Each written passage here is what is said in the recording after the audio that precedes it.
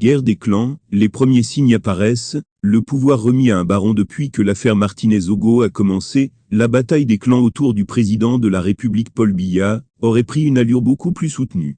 L'assassinat de l'animateur et directeur général de la radio Amplitude FM offrirait l'opportunité rêvée à certaines personnes influentes du régime d'agir.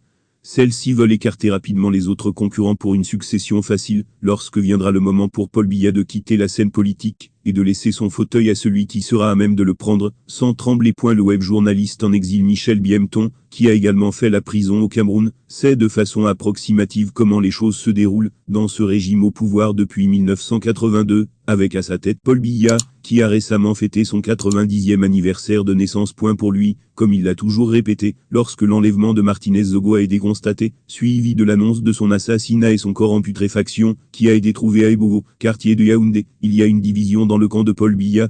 Des individus veulent tirer le drap de leur côté. Ces dernières heures, Michel Biemton a encore remis la cassette, bataille de clans au sein du lobby pouvoiriste Betibulu, les cyberactivistes pro-Biya divisés après l'assassinat du journaliste Martinez-Ogo. C'est alors qu'il explique que l'assassinat horrible de l'animateur radio Martinez-Ogo semble avoir marqué le coup d'envoi des luttes de clans au sommet de l'État naguère larvé.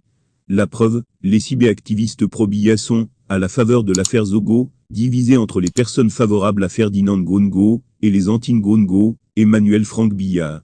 Restons scotchés, la bataille s'annonce rude. Michel Biemton sait aussi que n'eût été la pression de l'opinion internationale et des réseaux sociaux, cette affaire Martinez-Ogo aurait été classée comme d'autres du même type par le passé. Le créateur de contenu avait déjà dit aussi que les soutiens de Jean-Pierre Amougou-Belinga apprennent à écouter les conseils.